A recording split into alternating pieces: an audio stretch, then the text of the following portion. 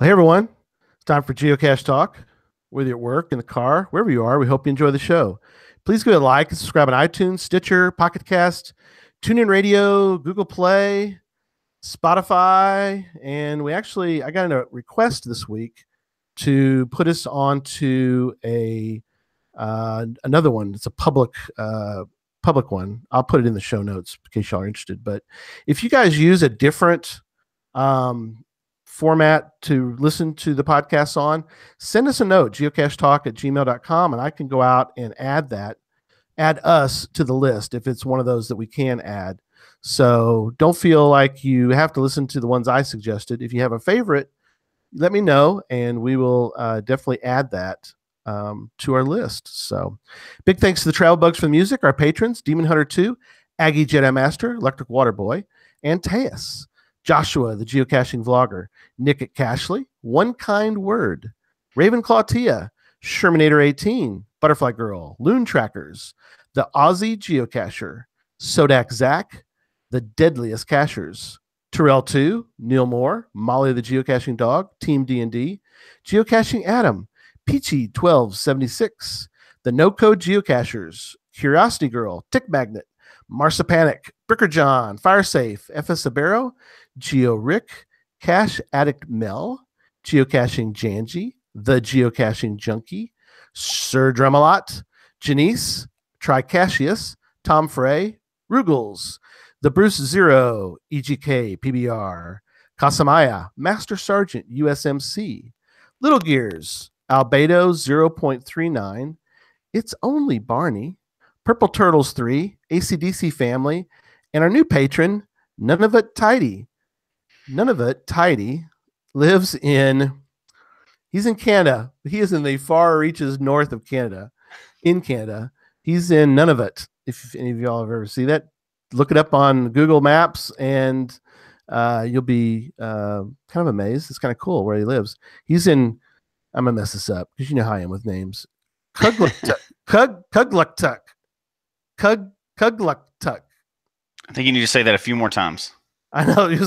No, because somebody will make a meme out of it. No, I'm not doing that. But what's funny, Jesse, is I said, well, how long would it take me to drive there? So I put in Google Maps, put the directions, and it wouldn't bring it up. It says, I'm sorry, you can't do that. This is no. You're not driving all the way up there. Sorry. So anyway, but we're really happy to have None of It Tidy in our part of our patrons. So if you'd like to become a patron, head on over to patreon.com/geocache talk for more details. Patrons get pat tags, coins, working on a new one. So stay tuned for that, patrons. Also, we want to do another event soon. We have some cool ideas for that.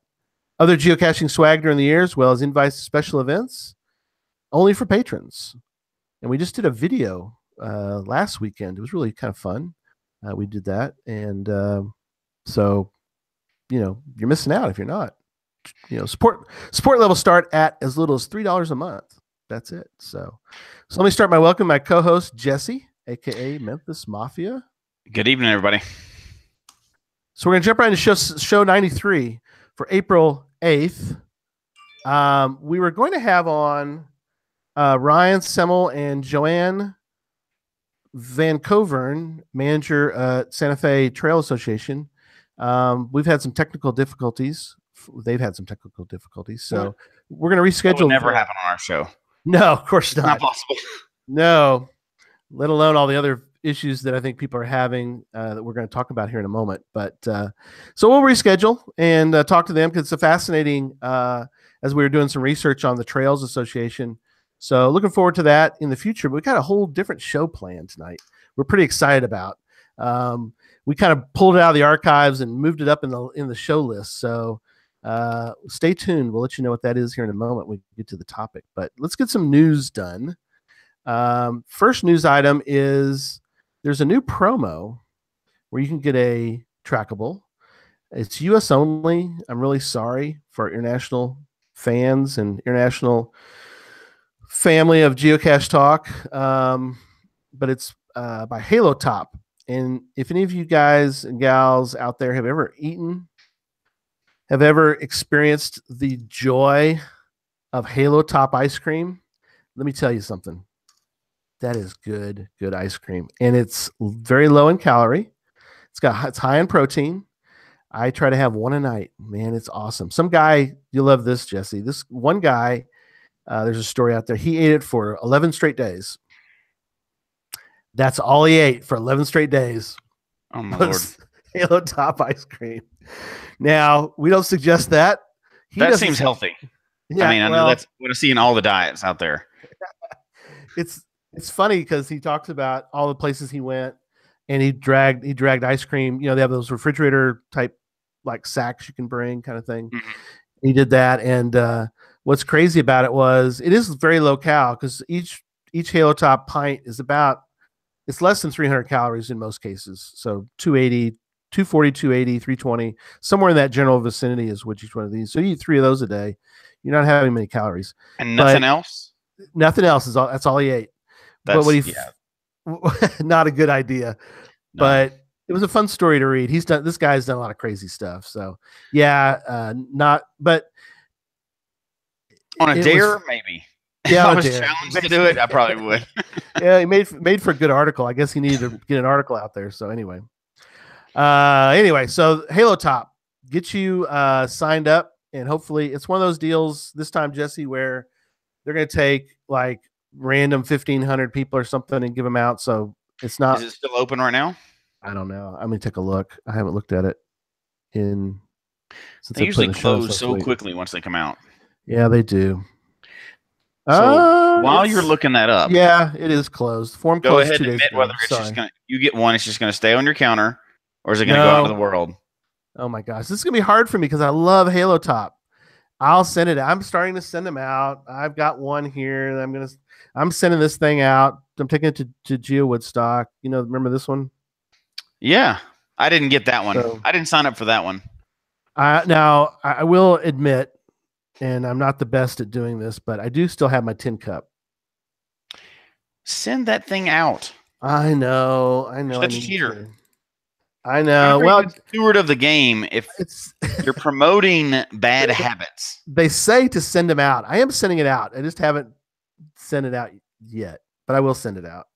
I guess it's been a while now. I've enjoyed, having it on my shelf. So it's time for it to go out. So you think it's been a while? Wasn't that 2 years ago? Okay. All right. Let's move on now. Shouldn't have brought that one up, shouldn't I? Not that I would want to bust you out on the show or anything, but right. Did you ever send out your Mary Hyde trackable, the number?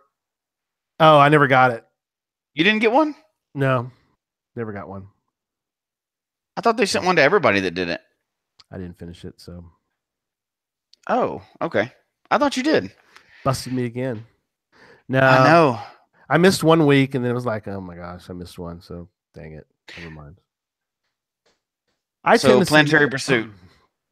Planetary Pursuit. Yeah, let's move on past my failures. And we don't want to set bad habits for people and think they're not going to send their things out. So let's move on.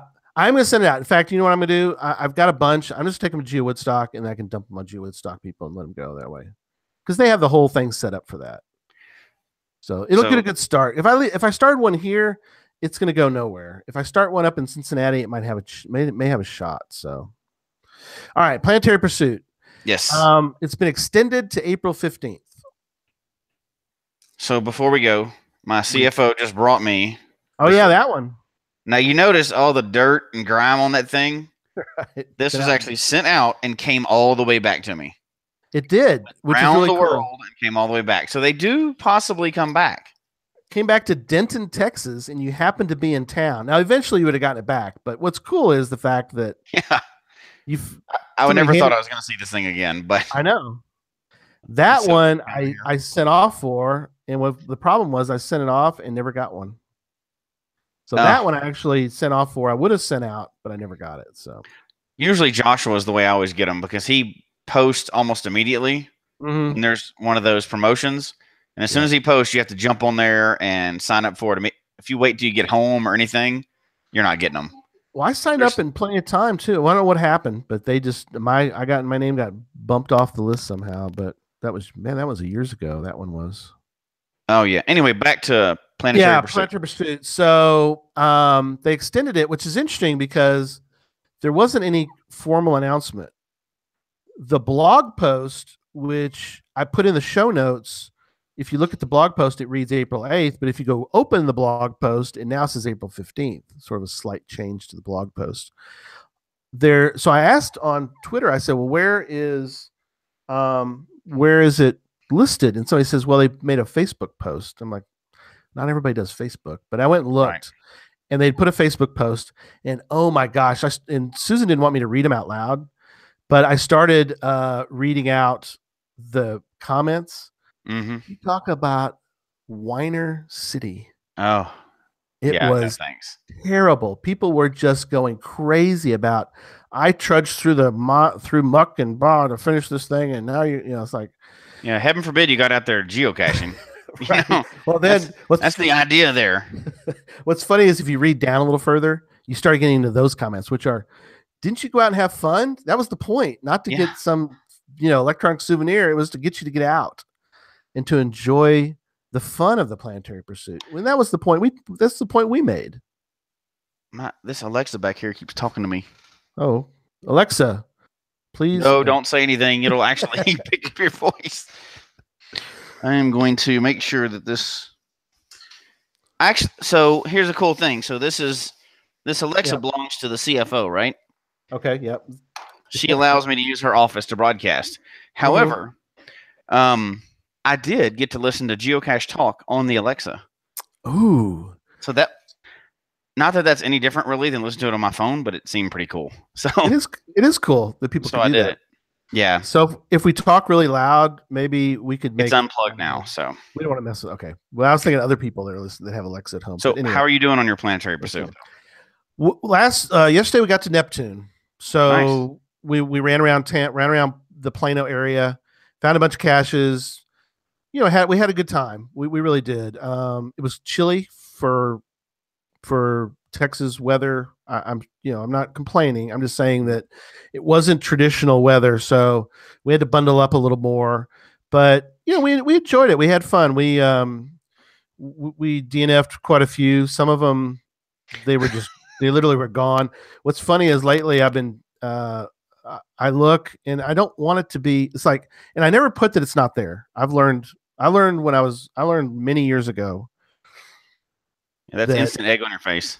Yeah, well, yeah, and that I suck at geocaching, so I ISAG. So, but I do put on there that I had no luck today. I couldn't find it. No luck today.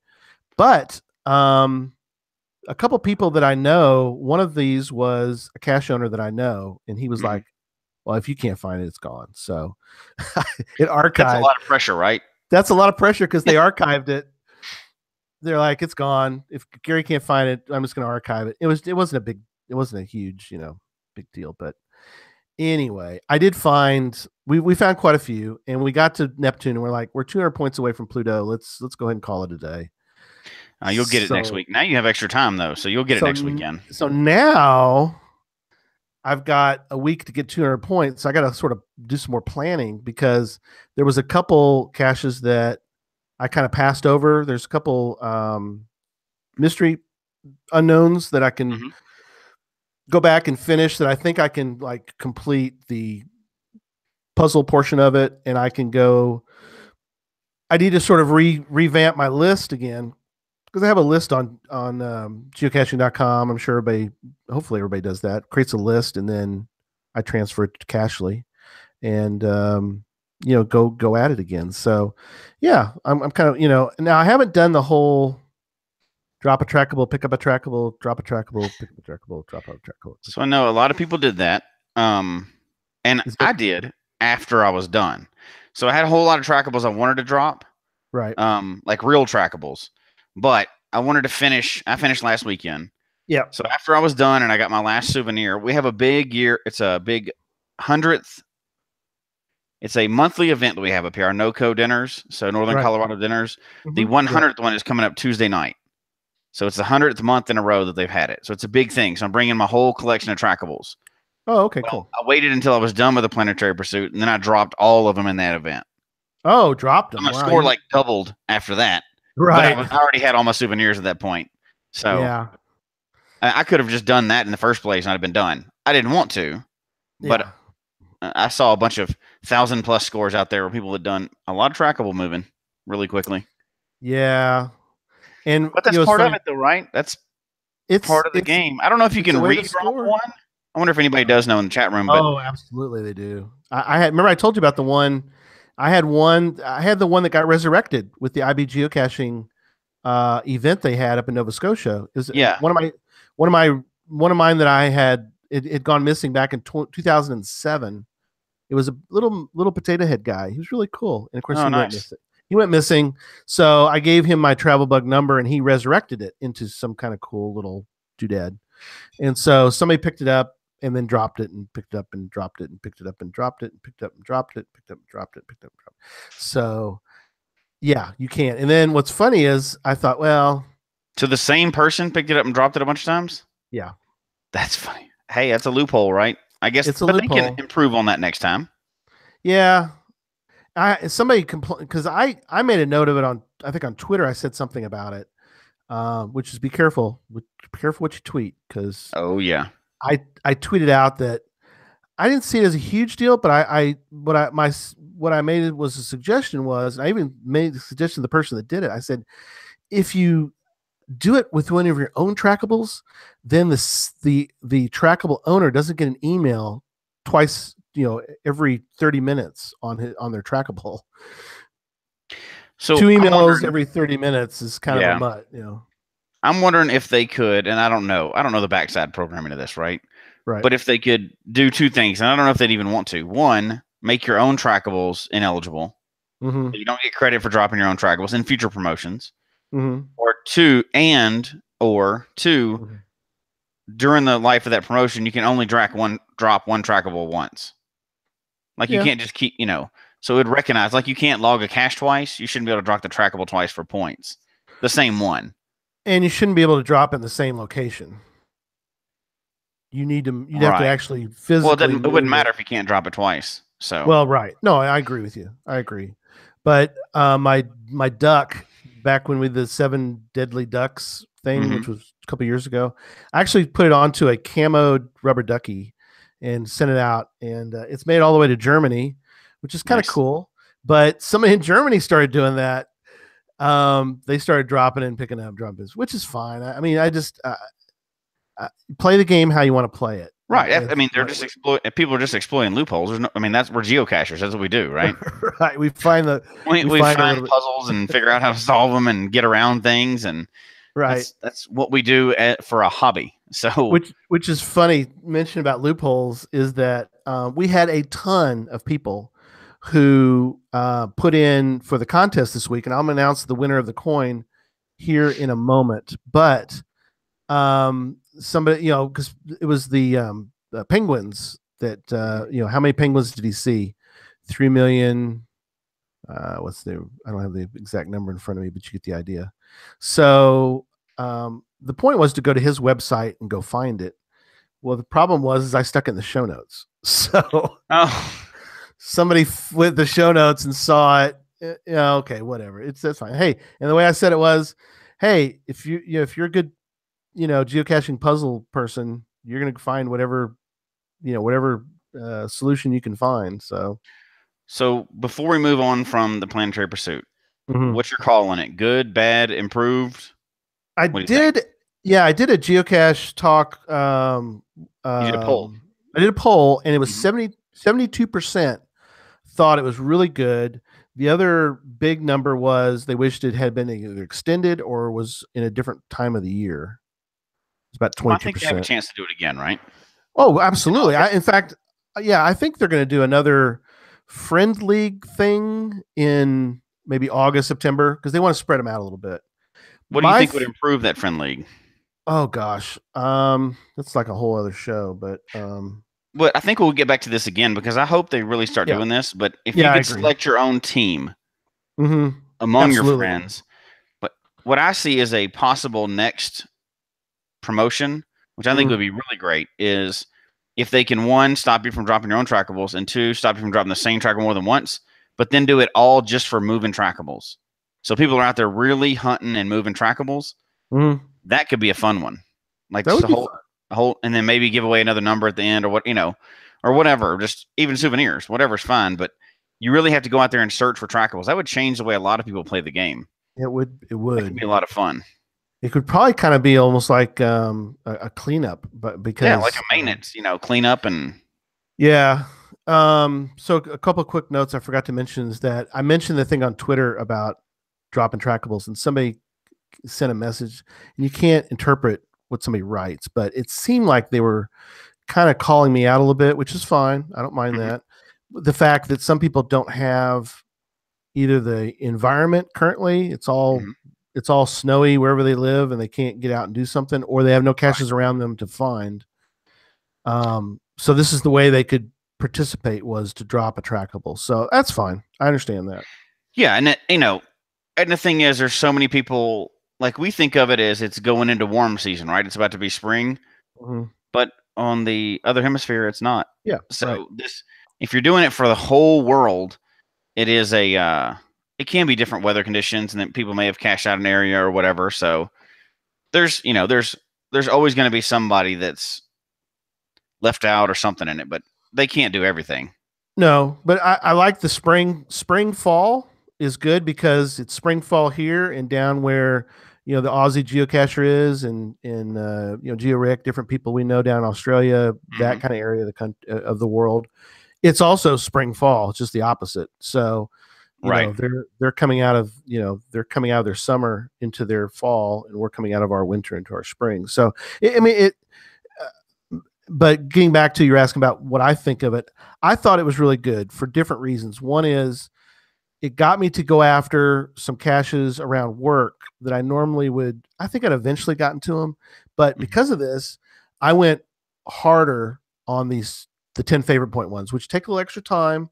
So I had to kind of plan a little bit, kind of, my lunch had to be altered a little bit because I spent almost my whole hour doing which is fine because really enjoyed it. So I mean, that's important. I think the thing too is that I don't view it as, people can view it differently. I viewed it as, I want to enjoy it. If I get to Pluto, I get to Pluto. If I don't, that's fine, because I've enjoyed it for what it is. But other people see it as a challenge. Like you found it more like, hey, I got to get to Pluto because this is kind of cool, which is fine. That's a cool way to go after it. Right. And everybody can look at it differently, right? You're not losing anything if you don't make it all the way to the end, but some people really want to do what they can. And some people have the ability, there's certain times a year where if they did that promotion, I would have a lot of trouble getting it finished just because of life and everything else. So it just happened to be at a time of the year where I was able to get out and finish it. Right. If you go look at your friend list, which my friend list is kind of large, what was your highest? What was your high person? Let me see. I'm gonna grab my high person. I'll tell you, it's interesting because, like I said, I've got friend league, 65 friends. Hopefully, I have more than people. That didn't work out. You get the idea. My high person scoring wise was stand by 5,221 points. Oh my gosh! Yeah, but because I live in Colorado and I happen to know Mondo, yes, my high person was 16,968. That's insane. 16,000. My second highest person was 5,588. So about where Quadros was, a friend of mine. So, but Mondo is like a caching wizard. He is. He's like, he is a caching superhero. So I've got people. He got to 2009. Yeah, he got 2009. Neil Moore, he got to 2393. Gosh. See my Tick shell. Magnet is 1570. Yeah, 1570. Craig usually is just trying to find one a day because he's trying to keep a streak going. He got to 1825. That's pretty good. Joshua, Geocache Vlogger, he finished it. He took a kind of interesting approach. EGK PBR got 1206. Marsipanic 1120. Daryl W4 got to 1110. Rugel's 1109. So Zach got to 998. Oh, that's cool, man. My top 19 friends are over 1,000. Wow. So, but the thing is I wonder on a normal week they probably get to that too, maybe because they're just Yeah, I mean those are really prolific cashers, right? They go out there and knock it out, and yeah, they exactly. probably got it in the first weekend because they cash like that. Yeah. So overall, I think it was great. I think they'll do another. My prediction is they'll do another one in the fall sometime. Whether they include people that are how they do the friend league, who knows? It's still kind of. I think they're still kind of unsure about that. But anyway, um, so blog posts. Want to mention again, if Yes. you have a blog post that you want to include or send our way, geocaching Janji is taking care of that for us. You can either send it to us, geocachetalk@gmail.com, or you can send it to her, janjigowest@gmail.com. Either way, we'll get it to her.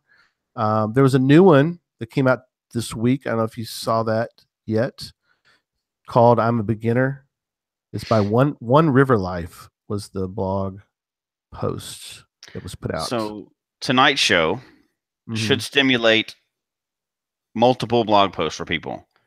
So everybody in Yes. the chat room right now, everybody the audio listeners, because of what we're going to talk about tonight, you should Yep. have an idea for a blog post. I want to Yes. see us get flooded after this, and I'll even help you with your title start. My favorite blank, and then we'll get to it later. That's right. That's going to be start your blog post of all time. My favorite blank of all time. Of all time. We're about And I to get to think that. we should have a bunch of those come in We because it's going should. to, when we start talking about this, people are going to go, oh, I remember this one. I remember this one. And oh, yeah. For the next few days, people should be thinking that through their head. So Absolutely. we should have a bunch coming in. Absolutely. Andy's Get going us to a get bunch. slammed. Yes. She'll be okay with that. She'll organize those blog posts, and we'll be getting it put out. So that's cool. So audio listeners, again, we had a ton of audio listeners from past week who listened to Doug McRae's stories about going to Antarctica, inventing various things, internal hard drive for Macs, and Ms. Pac-Man, and he's just a great guy, and he's a prolific geocacher. We talk about Yeah. Mondo. He's up there. He's in that superhero category as well. Right. Just a different way, right? Yeah, completely. Yeah. But yeah. Which is funny because I was trying to get some information on our patron. None of it tidy. And sure enough, retired guy was up there and found one of his caches. So there you go. Shows you how he's been around the world. That's funny. So I did the random.org, and it came out to Rodney Hughes, but he geocaches under a name Billy Robson. I don't know why, but that's his real name is Rodney Hughes. He goes by. It's a Billy secret Robson. agent name. It is a secret agent name. So Rodney, send me your mailing address, and we'll get that coin out to you.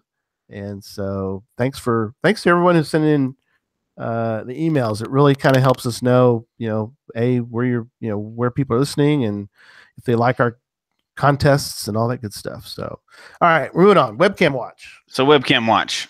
We're holding steady again. So this is good. We want to make it all the way through the summer.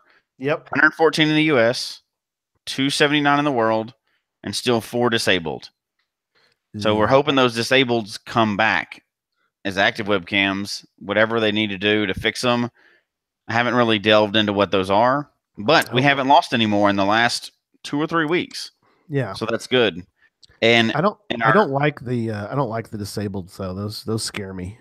Yeah, that they usually go disabled for a little while and then they're gone. But these have been on there for a few weeks, so there must be something holding them on, because I know reviewers are archiving those pretty quickly because people abuse those terribly abuse webcams, right? Yep.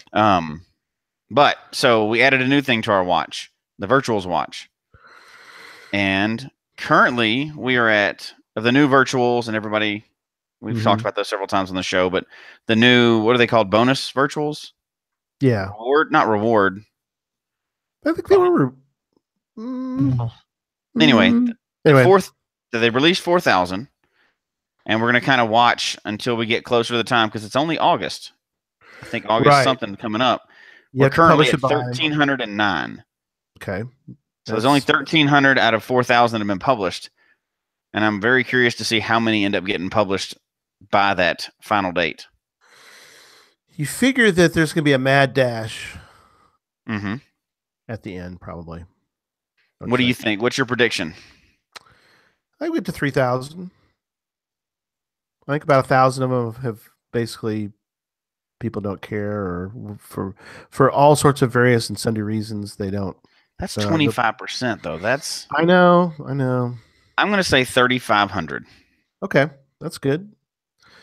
There's got to be we're gonna be at the mad dash. We're in April. I mean, but summertime coming up here in America. I think a large section of them are here. I know they spread them out some, but maybe it's been a weather thing, like with the promotions and stuff. Yeah, I don't know. Yeah. I suspect we'll see a few. I've seen a few pop up, so I've gotten a couple of them since they've come out. Well, we're gonna. I have two. We're gonna keep a closer watch on it now. We're gonna put it in the show notes every week, and we'll kind of keep an eye on it and see how that progresses, because we were kind of. It's been on the website, but I don't go check it every week. So, but I'm glad we have that little link. If you're curious, there is a link on the website for that. So go check that out. So, all right, the show tonight. The blog post generator. Yes. Our favorite traditional cache we've ever found. Mm-hmm. Not that we've ever heard of, because that's a whole other list. That's a different show. We had to have actually read a whole book about that. Yeah, well, yeah. Let me grab the. No, I'm kidding. Grab the book. But found you and I have the ones we're going to list are ones that we have found. So, favorite traditional, favorite multi that we've ever found, favorite virtual that we've ever found, favorite event that we've ever been to. And I guess in a sense it could be, in my case, the event and the megas are the same, but oh well. I might think about it a minute and come up with a different one for that. In fact, I do have another event I could do for that. So, favorite mystery cache, favorite webcam cache, favorite Earth cache. I'm excited to hear Jesse's favorite Earth cache. Do I have to pick a favorite Earth cache? Yes, you do, and you have. Oh my gosh. Favorite Where I Go, and that's gotta be hard for you. Actually, I have a favorite Where I Go. Okay. So I loved your. I like them all. They're all good, obviously, and better than any other cache type. But I do have a favorite. You knew that was coming. All right. Maybe. All right. Where do we want to start? So let's start with traditional, and I'll let you go first. You want me to go first? Okay.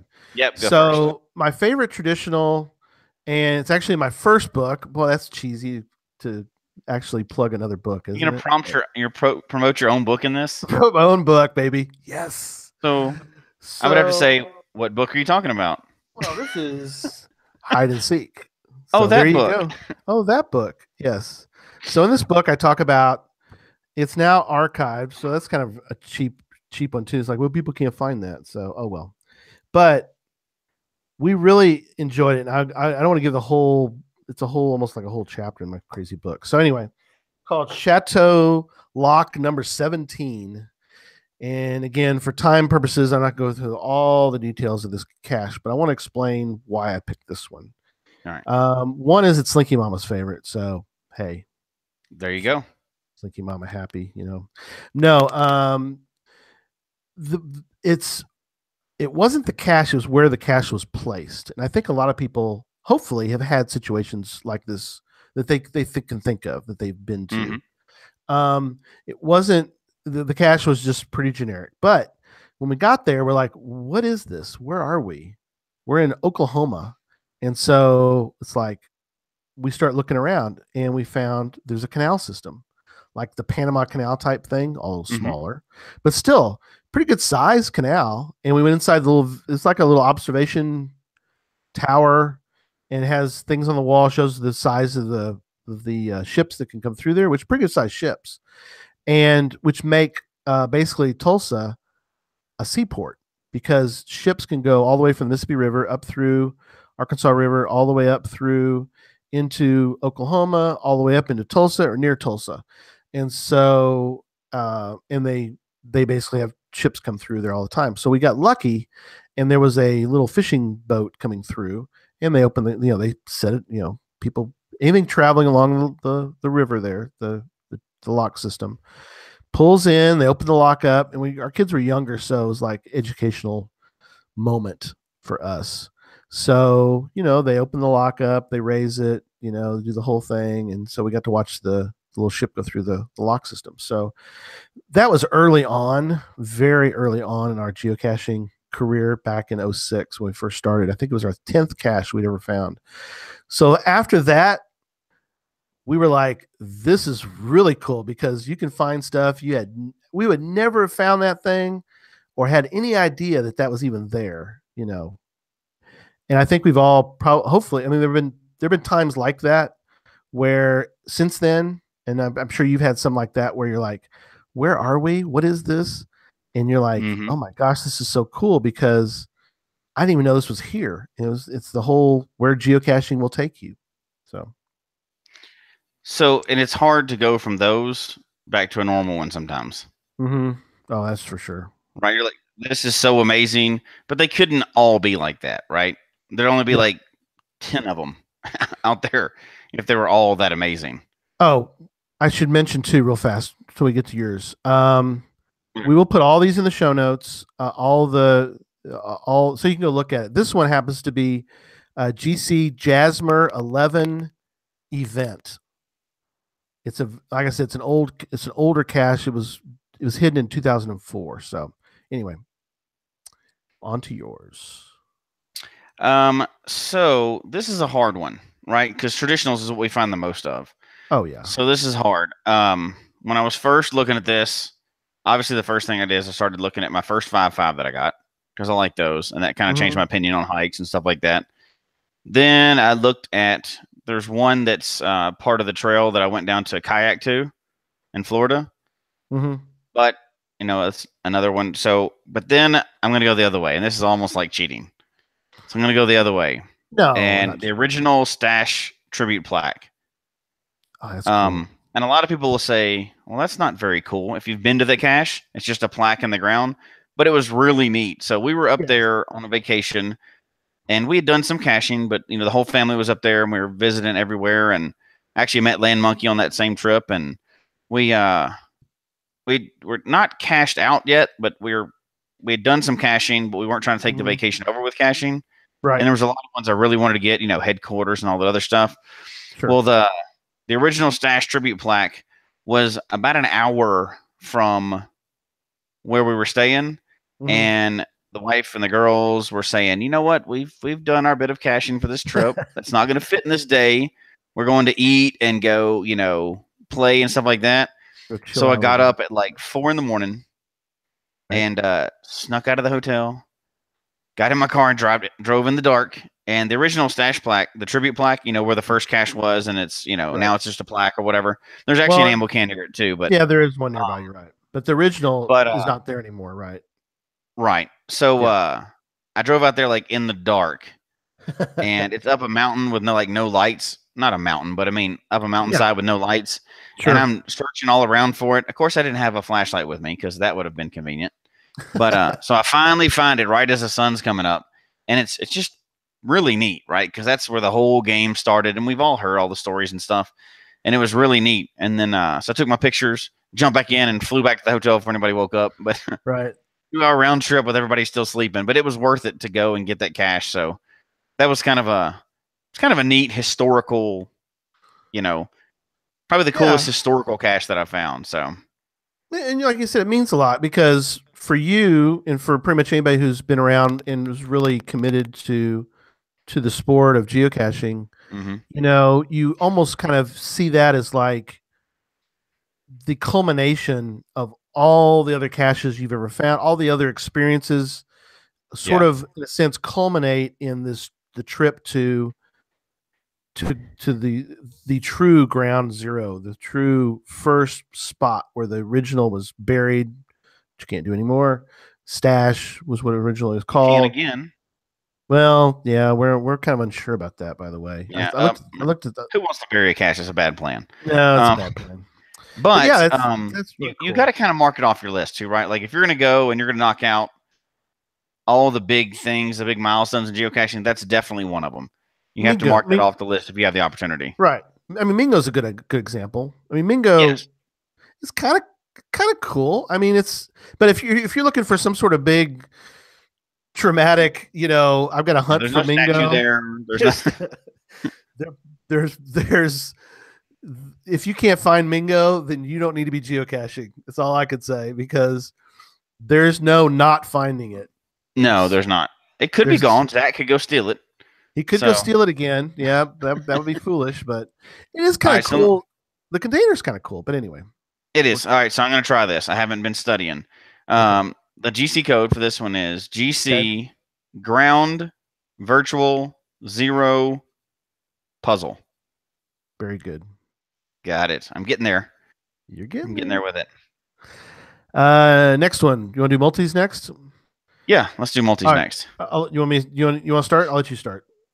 I will, because I know which one you're going, and I was there, so I'll start with a different one. Cool. Yeah, I was there for yours, maybe. Yeah, so the one I picked was Colorado Natives Baseball Cache number 1. Okay. It's wait, you know what? Hold on, let me see if that's the one I wanted to make sure that I talked about. Okay.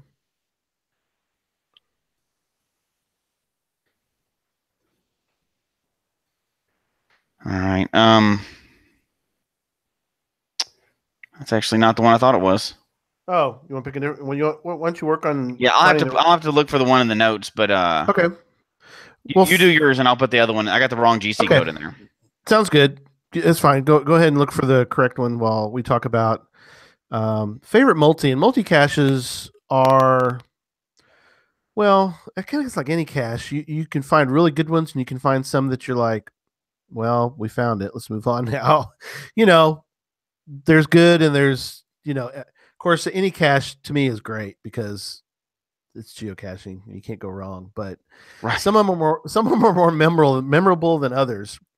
This one, ironically, was found recently. It came out recently.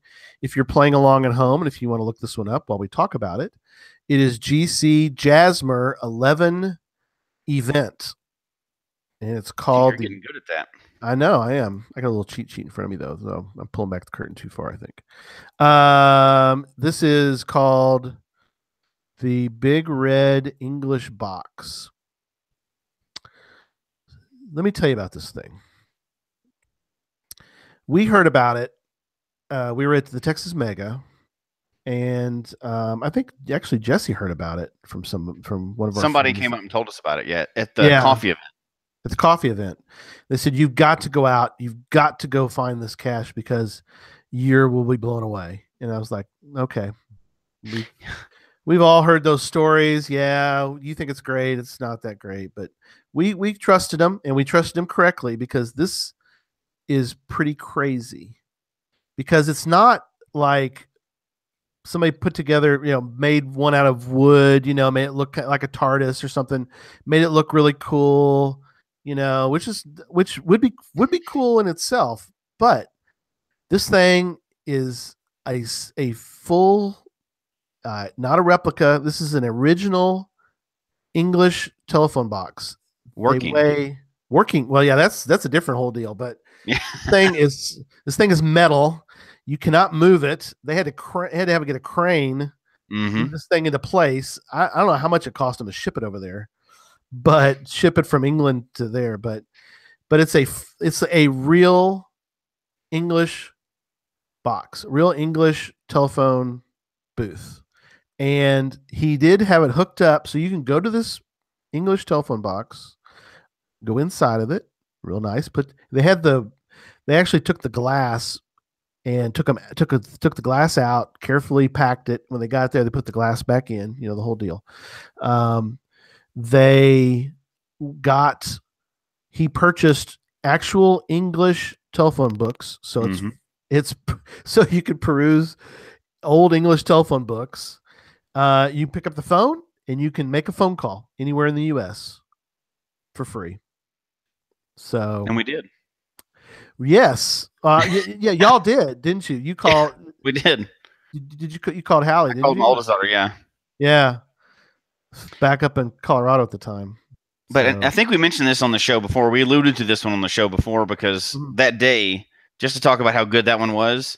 Yep. That day we planned on going out on a numbers run, and this one totally derailed the numbers run because we played for this was like 40 minutes each way out of the way to get there. And we played for at least 30 minutes with this thing. Yep. So the numbers went out the window, but it was absolutely worth it because it was well worth it. I have to say that I'm not going to pick the same one, but you're dead on because that's one of the coolest multis I've ever seen. So you call a number, and you get the code to where the actual final, because it's a multi. And so we go check it out. Ammo can, very cool. Sign it. He's got a British bus stop sign in his driveway. He's got some random stuff in his backyard too. If anybody's heard, well, U.S. people have. I don't know about international, but Bob's Big Boy. He has a Bob's Big Boy in his backyard, so this is kind of random, but yeah, it's located on his property, and so it's a K6 and K6 kiosk identified British red telephone box. 8 kiosk types were introduced. And he goes on his website on the cache to talk about the K6, which is kind of cool because friends of ours that live in the UK, hello friends of us of the Geocache Talk in the UK, we love you guys and gals, said, yep, that's K6 because we showed them the picture and they're like, yep, that's what it is. So it's a For type. Them, they're like, that's not very exciting. We see those all the time. Sticker box type A K6, in case you're wondering. So, all right, that's enough about that multicache. On to yours. So I have to second that you're right. That is the best one that I've done also. However, I have to pick a different one. Sure. And I got the GC numbers wrong. And mine is GC Hike Altoid Fizzy. Okay, cool. I'm getting there with this. It's called Carolyn's Cache. So this one was cool for many reasons. It was one of the first 5.5 multis I've done, so that makes it pretty cool because out here that means hiking and mini stages and projections on maps and stuff like that. But this one is actually a tribute cache to a lady that passed away that was friends with a bunch of cachers out here and was a cacher and a hiker and everything else. She passed away before I got into the game, so this is an older cache. But I know the people that knew her, and she meant a lot to these people. So they set up this big tribute cache, and it's multiple stage multi all through town, and then ends up with a big 8-mile hike up to the top of a mountain. And actually, it could have been a shorter hike, but we went in the wrong way. But that's a different story. But one of the hardest hikes I've done out here, actually, unintentionally. Wow. But really cool cache, and it was set up in a way that it talked about her. It was done really well, and it was one of those cool caches because it started off with a simple thing like go to this location. And it was a really hard one to find at that point. Actually, no, that was the second stage. It started off, you had to go around town and collect information off statues, like local statues they'd put up. Okay. Yep. Then it gets you, based on that information, you have to go to another location, which you had to project based on 2 or 3 points and where they cross over, on the map. You have to go and then go to the other point. And this was out in the fields, out in the field by a lake and stuff like that, the second stage. And you really have to hunt for this thing. It took me a couple times to go in there to find it. And then there's some more information, and then I'm going to zip through in case people we know are in the area.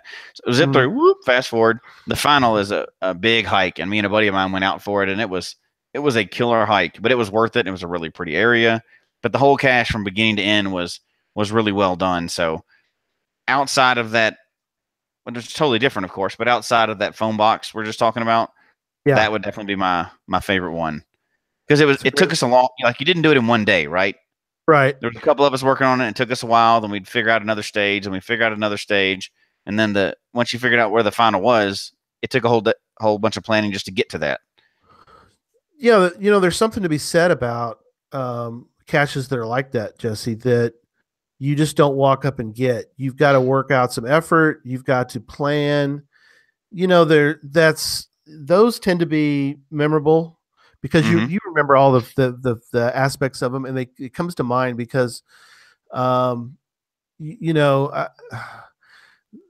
there's there's plenty of room for caches like that because of that very fact. Right. That it took something to complete it, and we don't want every cache. We want some caches to be easy because once in a while we might need an easy cache to find. But we encourage people to really kind of think through, where can I place a cache that'll make it fun for people, whether it Right. be difficult hide. If it's done right, I think you and I have both found or seen difficult hides that are not in good locations. You can't park there. You're like uncomfortable trying to find it. It's like, this is not a good idea. You probably had a great idea. You thought you had a great idea, but when you actually come to people trying to find it, it's not a good idea because it's not. Well, and then areas change too, right? So yeah, like that one that had been out there for, now granted it was out away from town, but the final was, but the other part was in town, and it had been out for a few years, and things really do change over time. Areas develop, and if you're not just on top of those things quickly, it can ruin a whole cache just by, there's a new development that came in that used to be there, and now it's no longer safe. But how do you fix that cache? So you got to give kudos to cache owners that put that much effort into one and then maintain them for years. Right. No, I agree. That's a really cool, and the idea of a tribute cache, I think, is also a really great idea to as a tribute to someone. I think those are great. It's hard to go wrong with something like that. Yeah. All right, we're gonna get on to virtuals, and I kind of went for. I'll let you go first, and then okay. So yours is kind of cool. I'd love to go to this one. It's in I'm the actually top. calling an audible because I think we've talked about we talked about it before the show, but the one we talked about. Watson. Yeah. So we've actually talked about that on the show before. Yeah. Ed Watson was a bad man. Mention the GC code, at least people can look that up. It is one of the 201 geocaches to find before you die. So gotta make let's see. GC Fizzy 353. Yep. That's an easy one. That's the one we talked about on the show, and I don't remember which show it is, but that was the Florida trip, 5.5 virtual. There's a big story about Ed Watson and all his backstory, and that was a 3-day trip that culminated in this cache where we had to rent boats and kayaks and everything else, and a whole group of us went down there, and there was an emergency room trip, and there was all kinds of stuff going on in this one. But definitely one of the coolest, or the coolest virtual I've done.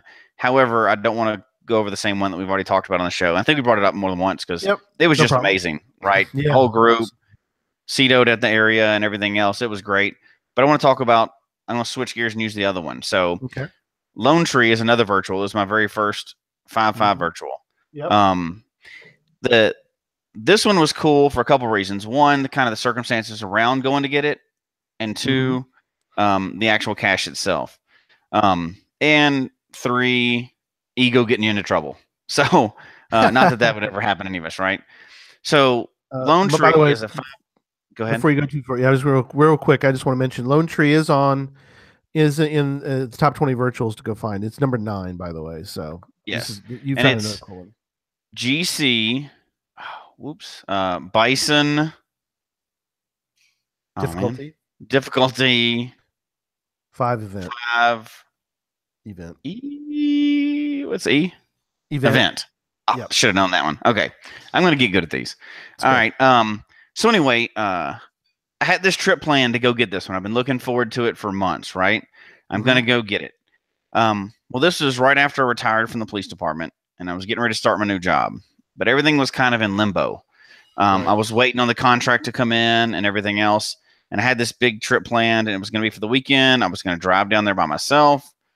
It was going to be a great hike, just me getting to get away before. Well, I got the phone call, and they go, "Oh, yeah, that start date of whatever it was, like the 13th. We actually need to start on the 7th." Oh my god! Like Monday. I had planned on being gone. Right? I was like, I can't tell my new job no. Right. But I'm like, I was all depressed, and I was like, this is terrible. I can't do this. This is a terrible way. This just messed up my whole. I was getting ready. That was going to be my big, trip before I started this whole new job. So I'm all depressed about it. And Christy, the CFO, goes, "Nope, He goes, nope, you don't get to do that. You don't get to be Ouch. sad. You don't get to whine about this. She goes, go, start driving. I will change all your arrangements, and by the time you get there, you'll have a KOA. So this was in Oklahoma. Had to drive down through Texas to Oklahoma to get to it, from Colorado. Yep. It was, I think, 12 hours straight. She was like, you're not going to mope around here and start that, so go. Leave, and you're going to drive down there, do it, and you're going to come back, and you're going to start your new job. So I was like, all right, cool. So I went down there, drove down to get it.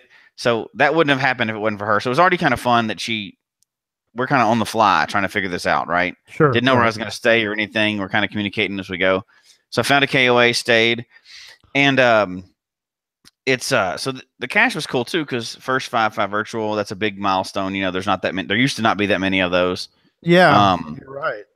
There's more now, but there's only 13 in the world, 8 in the United States. This was one of them. I wanted to go for it. It was the closest one. So I get down there and I'm all excited. I'm going for it. It's a hike. I got my water and everything else.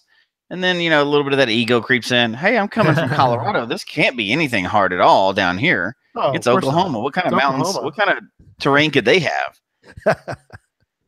Well, little did you think. Little did you know. So I really underestimated it, right? It wasn't really super. It wasn't super high or anything like that. I've hiked much higher and much further. But I'm like, oh, yeah, it's a little warm today, but it's not that bad. So I'll just have a little, hydration pack, and I'll just be good. I'll just bring a sandwich. I'll be good. Right. So I start hiking. I'm by myself. Well, of course, you're looking for a virtual spot, right? At the top of a mountain, and there's no service. Signals bouncing out everywhere. Right. I finally get up to the top, and because you can't follow a trail or anything else, you have to just start going up at this point, because I didn't know where else to go. And I get to the top, and it looks just like the moon. I mean, there's trees and stuff, but it's just like big rocks everywhere. And I'm going around and around trying to find this location, and my phone's no help at this point. Didn't have a GPS, because why would I need it? I'm too good. I don't need that, right? Yeah, exactly. And these big, huge boulders are like, mountains that are sitting side by side. And you have to squeeze between them, and there's big gullies and stuff, and I'm getting across.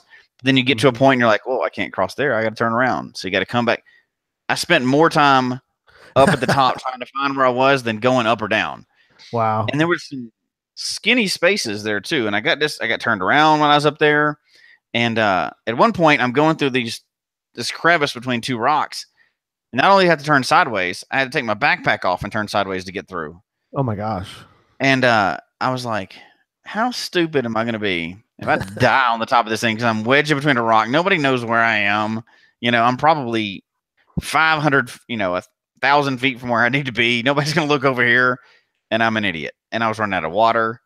Oh ended up finding it, got to where I need to get, got down off the mountain, and it was a lot of fun. But I was sunburnt, out of water, didn't have much food, because I thought, oh, I'll just jog up there and jog back down. This will be nothing. I did know the rating, so what was wrong with me? But ended up being a great trip. It turned out great. It was right by Cache, Oklahoma, which is a town. Yes. In Oklahoma, named Cache. Yep. The police cars say Cache Police. I mean, it's a cool town, the whole town, right? A lot of people taking photos of that. I've used that photo before of Cache, Oklahoma. The sign, one of the roadway signs is kind of cool for. So all in all, that ended up being one of my favorites because of how it started, the fun cache, and then the experience, and then getting back and starting a whole new chapter of my life. Leaving one career and starting a new career. So that was. I'm okay substituting that one, even though Ed Watson was an awesome experience too. So, yes. So my virtual, I've got a lot of virtuals that I've really enjoyed. The one that came to mind is one called Little House on the Prairie. It is GC 32 Event 1. It's been out a long time. It's been out 2002. And again, this is another thing that's it was very well done because back then you could kind of do things a little bit differently, kind of grandfathered now, but it was actually hit in 2002. Did I say 2002? So you go to the location, and it's in Independence, Kansas. One of the locations that the actual Why am I drawing a blank? Somebody in the chat room help me out. Little House on the Prairie. The family lived there. They lived in a couple different places. In there, and then of course was written about later on. So um, my wife will help me out too. It's some Ingalls, yeah. Laura Ingalls Wilder. She they live there, and so it's very well, put together. There's several places around the country you can go to and see more about Little House on the Prairie. Great books. Wife loves them. We just had just a great time. The whole thing was just a lot of fun.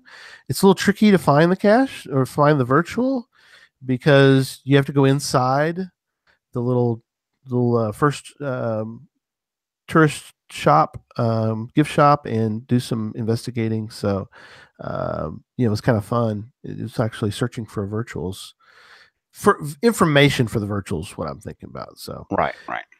yeah, it's very cool. It was our. I'm probably gonna mess this up. I think it was our 1,000th. It was a milestone cache for us. Oh, So that's cool. always kind of fun. So we brought our little sign, took a photo in front of the thing, and those are always kind of memorable too, or hopefully they're memorable. Kind of Mm-hmm. like your 5,000th find almost That was a pretty cool one. didn't turn into. That was It was funny. it was an event. It was Yeah. it's a cache you and I'll never forget because we almost couldn't find it. Almost. That is crazy. So We found it successfully. What are you we talking did. about? We didn't let ego get in the way and not read the description on that cache. That didn't Mm, happen. There's no video no, proof of that. no video. Well, there's Periscope proof of that. I know. We were straight busted. Finally, the CFO of Memphis Mafia helped us out and go, did y'all read the description? Yeah. Like, no. We probably should. We're gonna have to do something. We're gonna have to do a show on that milestones Yeah, coming up. that'd be kind of fun. Setting up milestones. Yeah. We've had several, and that's always tricky too because we just found one recently that we we're like, oh, we need to do that, and we're like, oh, we almost blew it. We found a where I go for 1,300th or whatever it was. Anyway, which I'm going to There mention. you go. Talk about where I goes. All right, so we want to talk about events. Yeah. You want to go first? You want me to go first? Well, I'll go first, and I don't mind. Might be cheating, but it was an after the event. That's probably cheating, but I'm going to go for it anyway. But we did an event in town for 12, 13, 14, December 13th, 2014. Mm-hmm. Kind of cool to have that number. We did an event, had a lot of people come to the event. It was a lot of fun. After the event, we all said, "Hey, let's go after this cache that I'd heard about." And so, like, sure, why not? So, a bunch of folks after the event, we went out there and had the ordeal. I think I've mentioned it before, where the terrain was. I think the terrain rating was a little off for Texas because it took a long time to hike to this thing. We had to cross ravines. I tore my pants completely. I was about 100 pounds heavier at the time, so I was going up the ravine and ripped my jeans. Somebody had duct tape because geocachers, so we were able to duct tape it back together again. Got to the cache, no problem. The cache hadn't been. We were the second to find it, and it had been out there for like 4 years. So other than the FTF, we were STF like 4 years later. So it was kind of we kind of pieced the cache back together. It was very wet, but we got it all sort of fixed up again, put it back, start our trek back. And we're like 16 people out here at this thing. So we're walking back, and this guy comes from the side, and we're in, just to let you know, this cache is on public property. It is in a river. It's to be maintained by I guess the state. It's in a river area. So it's dry most of the time, but it's kind of there's a name for that. I don't know the name of it, but anyway. somebody looked it up afterwards and figured out that this is not, you cannot have, this is nobody owns this property because it's part of Right. it's part of the river. It's Public open lands or something. Open lands because it's part of the river thing. They don't sell that property. So anyway, Right. so we're walking back. This guy comes out to meet us. And of course we're in Texas, so he's armed. Got his sidearm, and he comes out and wants to know what we're doing. We explained to him. So he was a little freaked out at first, but once we told him we were doing, he never heard of geocaching, but he kind of understood what we were talking about, that we were treasure hunting. And so right. Anyway, he was not happy at all that we were there. Talked about private property signs. There wasn't a private property sign. We went back and searched for private property signs. There were no private property signs anywhere near where we had walked in. So there was we didn't cross any fences, none of that kind of stuff. So anyway, but it was just very memorable because it was tough to find this. Well, it was the terrain that we weren't really planning for, because it was a little bit of a hike, more of a hike than we had sort of thought this was going to be. And of course, we had the dude come out armed, and so anyway, that was this fun event, kind of afterwards. Yeah, it's a good story that you have afterwards, right? I do. It's a good story. It's not the actual event. I will talk about megas here in a minute because I have a much better story about megas. So go ahead. Your favorite. All right. So, and the mega is going to be a hard one for me, but for the event, mine's kind of similar to yours. It's a funny story afterwards, right? Right. So, GC 5 Fizzy 528. Right. Okay. It's a hiking event. A while back, right now you can't have any difficulties that are high or anything like that, right? They're all one difficulties. This was a while back. And this is actually my event. I hosted the event, but yes, I'm picking one of my own events, but it was, it was a group hike. It was fun. So, the pin for this event was at the top of a mountain out in wilderness area. It was, I think I've got a picture of here of the temperature for that day. Oh my. It had to be fairly memorable if it's. It was negative.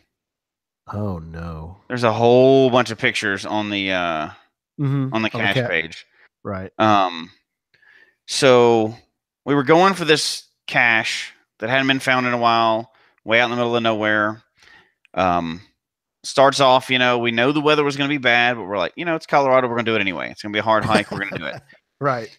Several people started off saying they were going to go. By the time the day came, 3 people went. Okay. So we set out hiking. We knew that the weather was coming in. We left really early in the morning. It was snowing before we got there. It snowed the whole hike up. I had a canvas backpack at the time, like a Army surplus canvas backpack. Right. That kind of material. It was not weatherproof, by the way. It was frozen to a solid block of ice. Oh no! The straps were like stiff. It took us hours and hours to get up there. We get up there, and the snow had fallen so much we couldn't even find the cache we were going for. We never found it. We were up there for a long time. We were freezing. The trees were all knocked down, and everything, but we're having a blast, right? It's a super crazy hike. Wow. So we get up there, we eat our lunch, we're getting ready to come down. Well, it took longer than we anticipated. Wait a minute. Wait, hold on. So you're in freezing weather, it's snowing, and you decide to have a picnic. Well, yeah, we had to have lunch. So okay. We're freezing. I mean, really cold. I can handle some cold. I could handle it better back then than I can now. But it now it bothers me a little bit. Some of my upgraded body parts don't they don't like the cold as much. Your hips not how that happens when you put steel inside your body. Right. But so we're hiking. It's a great hike. We don't find the cache, but we do get our lunch. It never gets above single digits the whole time, and it was usually negative. But the day's getting on pretty good now, and it's really a lot harder terrain than we thought, and it's slippery and everything else. But one guy, so there was 3 guys. One came down from Wyoming to do the hike. One was a local guy, one was me, and one was a local guy that's a really experienced hiker. So we're still in pretty good shape. We had our spot, the emergency GPS beacon. When we got to the top, before we started we hit the button. It sends a message, "Hey, we're starting," right? Right. To the loved ones. Cool. Get to the top, send the message, "Hey, we're going to start heading down." Okay.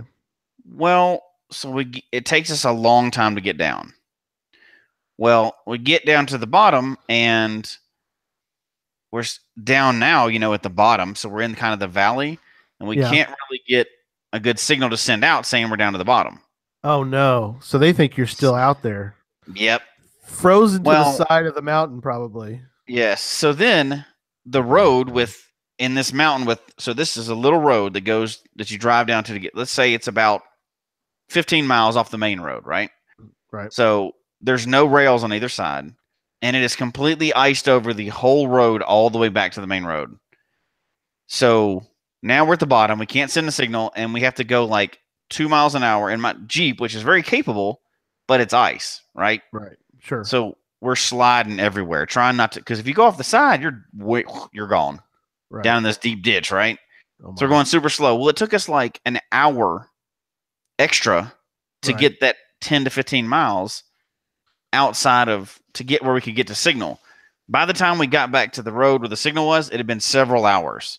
Oh, no. Since we'd sent the signal saying, "Hey, we're on our way down." They had already called law enforcement, the sheriff's department, saying, "Hey, we got some missing hikers." Luckily, we got a signal to them before they actually sent the search party out. Okay. But they had already alerted everybody they were going to come find us and everything, and it would have been quite the embarrassing debacle. I don't want to be that guy on the news, right? I'm trying hard not to be that guy on the news where you get stuck and everybody goes, "That idiot, he should have known what he couldn't have handled," I haven't been that guy yet. Although I know it happens. It's dangerous here. It can shift really quick, right? Oh, but, yeah. My CFO was unhappy. My mother was out here at the time. She was unhappy, and that's never a good plan. No. And ended up, nobody was hurt. We had a great time. It was a great event. We didn't find the cache that we were trying to find up at the top of the mountain.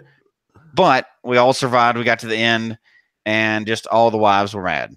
So law enforcement didn't actually get deployed, but it ended up being like one of the most memorable events ever because everybody was like ramped up and getting ready to go do a search party and stuff, and it was not good. No. But yeah, somebody in the chat room, was going to go and backed out. They just admitted it. Oh, somebody in the chat room. How about that? A buddy of mine that it's Barasaur is his caching name, but he's the one that he's my partner in crime for a lot of those trips that I go on. So at least say he's honest. He says I backed out today. He says I'm honest. He'll admit it. But he knows I'm not going to say anything because I just backed out on one recently. So right. I was going to go for one. And they're like, "It's going to snow a bunch." I'm like, no, I'm not. I'm not doing it. I'm not going to be cold for the next week. But so it happens. We all back out sometimes. We've all backed out. Absolutely. But so anyway, that was a fun one, and it was a big drama, but it was, I guess, the most memorable event I've been to. Wow. We've got a ton left, so I think we're going to have to do. We're going to have to split this off into another time. We'll split this off into a part 2 because we've got megas, talk about mysteries, webcams, earth caches, where I goes. We haven't gotten to the where I goes yet, and which just obviously the best ever. Okay, yeah. No, we just did a where I go, and we really enjoyed it. It was very well done, and I'll share real quick why. And this is something, Jesse, I know you're a big proponent of, and that is before we started it, the person said approximately how long it should take you. They didn't give you many. They didn't tell you how many stages, but they said that this should take you approximately 30 minutes. That's all I need. You don't have to tell me how many stages. That's okay. I don't need that. But give me an idea. Or if it's going to be 15 stages, at least tell me it's 15 stages. Then I can plan for that. If it's going to be 3 stages, even tell me that. That way I can plan.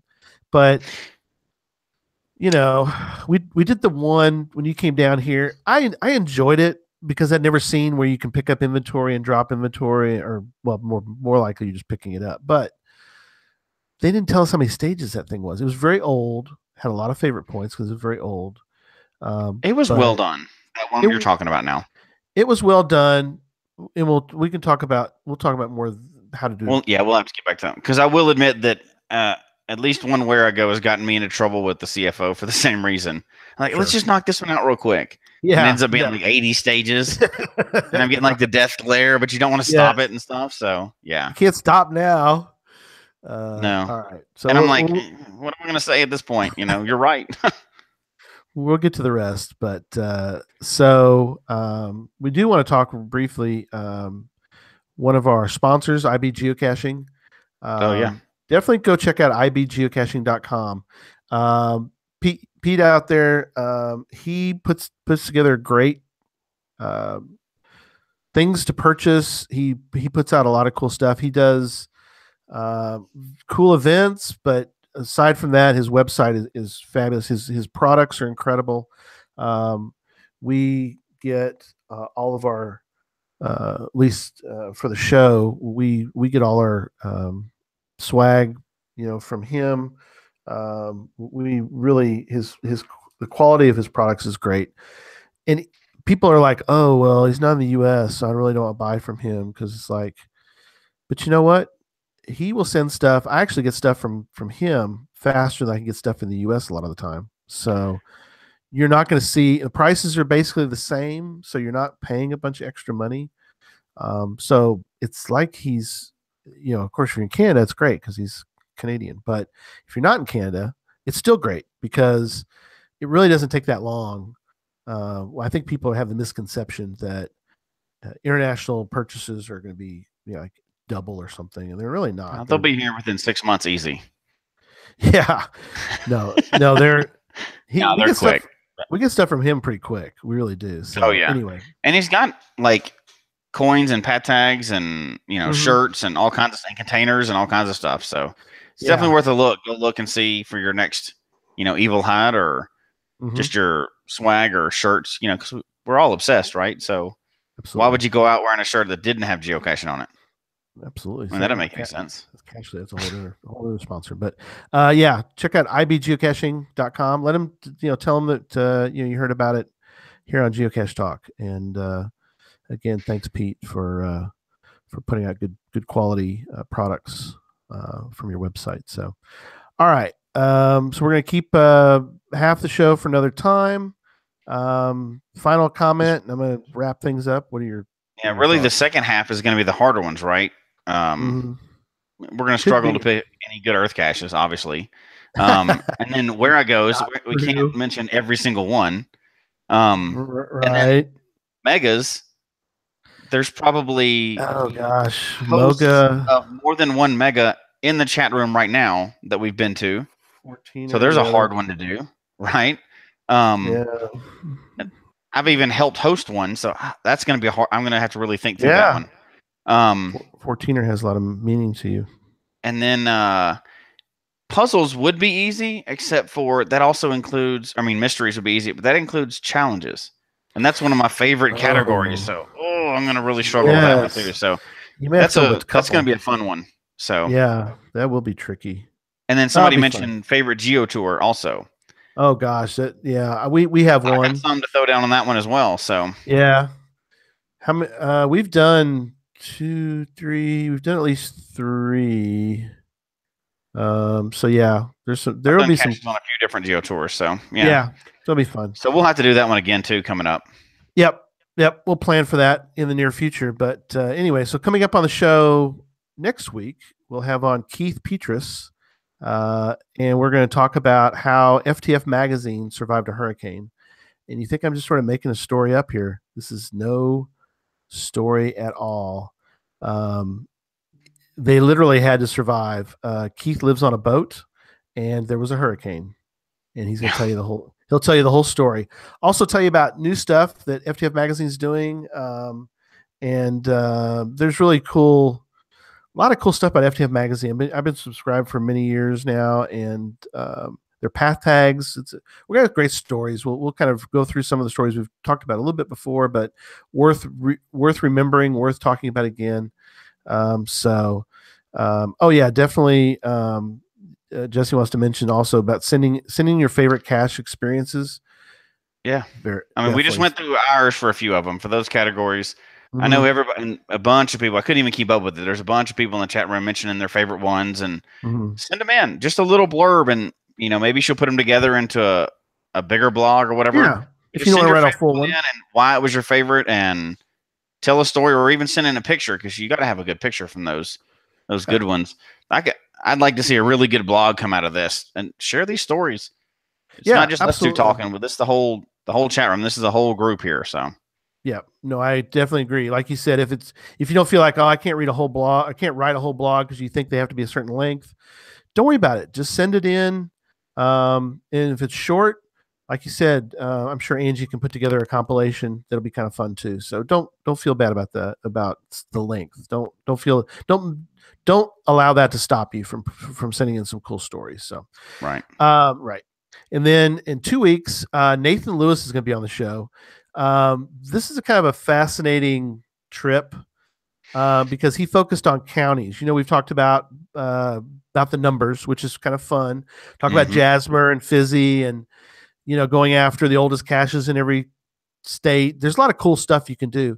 He went through a long trip all the way out to Yuma for the Yuma Mega, and came all the way back to Tennessee, doing counties. So we're going to hear about the planning on that, how it went, what he learned, what were his favorite caches along the route, maybe even what he wished he hadn't done. We're gonna get the whole scoop about what Nathan liked, didn't like, or what he suggests you should do if you're planning a trip and trying to do all the counties along your route. So that'll be fun. That's in 2 weeks. And then in 3 weeks, Paul back on the show. Paul from across the pond again. Love Paul. He's got great stories. He's going to tell us about different things he's done recently. Now that show is special time. Has to be at 3 p.m. because, hey, he's in London or near London. So 6-hour difference. So won't even get up at 2 o'clock in the morning for us. I tell you, we are hurt, but we're going to still have Paul on anyway. So that's April 29th. So looking forward to that.